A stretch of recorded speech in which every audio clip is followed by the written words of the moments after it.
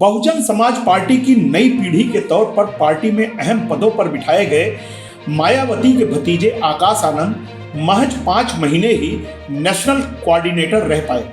आकाश को बीते वर्ष दिसंबर में लखनऊ में हुए पदाधिकारियों के सम्मेलन में मायावती ने अपना उत्तराधिकारी भी घोषित किया था, लेकिन 7 मई की शाम को मायावती ने बड़ा फैसला करते हुए आकाश को उत्तराधिकारी और नेशनल कोऑर्डिनेटर पद से हटा दिया। मायावती ने इसका कारण उनकी अपरिपक्वता को बताया।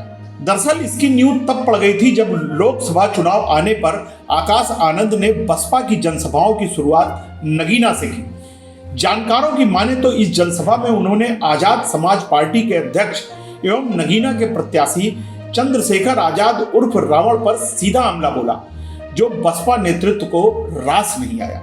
आकाश के इस रुख का सियासी फायदा चंद्रशेखर को मिलने की संभावना जताई जाने लगी। इसके बाद उन्होंने सीतापुर में दिए अपने भड़काऊ भाषण से पार्टी नेतृत्व को नाराज करने में कोई कसर बाकी नहीं रखी। इस भाषण की वजह से ही उनके सहित बसपा के जिला अध्यक्ष विकास राजवंशी, लखीमपुर के प्रत्याशी अंश कालरा, धौरहरा के प्रत्याशी श्याम किशोर अवस्थी, सीतापुर के प्रत्याशी महेंद्र सिंह यादव पर भी मुकदमा हो गया।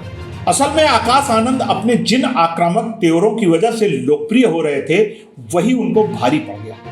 आकाश का यह अंदाज युवाओं को आकर्षित कर रहा था, लेकिन सीतापुर में हुई रैली के बाद से मायावती ने इस पर ब्रेक लगा दिया। 28 अप्रैल को सीतापुर में हुई रैली में आकाश के तेवर कुछ ज्यादा ही आक्रामक नजर आए। उन्होंने मंच से चुनाव प्रचार करते हुए भाजपा को आतंकियों की पार्टी कह दिया।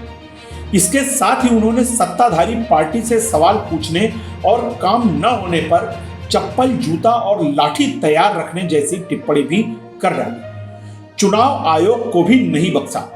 रैली के बाद उन पर एफआईआर हो गई। अपने भाषण में आकाश आनंद ने कहा, साथियों, भाजपा की सरकार बुलडोजर की नहीं बल्कि आतंकवादियों की सरकार है। अपनी आवाम को गुलाम बनाकर रखा है। ऐसी सरकार का समय आ गया है खत्म होने का, और चुनाव में बसपा की सरकार बनाकर बहन जी को प्रधानमंत्री बनाइए। ऐसी सरकार जो शिक्षा और रोजगार नहीं दे सकती, ऐसी सरकार को कोई हक नहीं है आपके बीच में आने का।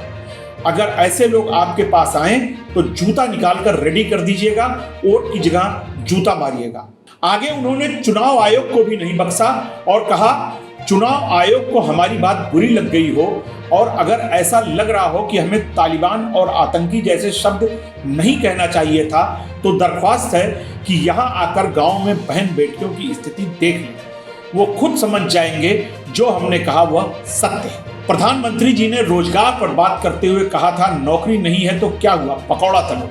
आप ही बताइए, बच्चों को इतनी पढ़ाई लिखाई करवा कर क्या आप पकौड़ा तलवाएंगे? बहुजन समाज पकौड़ा तलने के लिए नहीं पैदा हुआ है।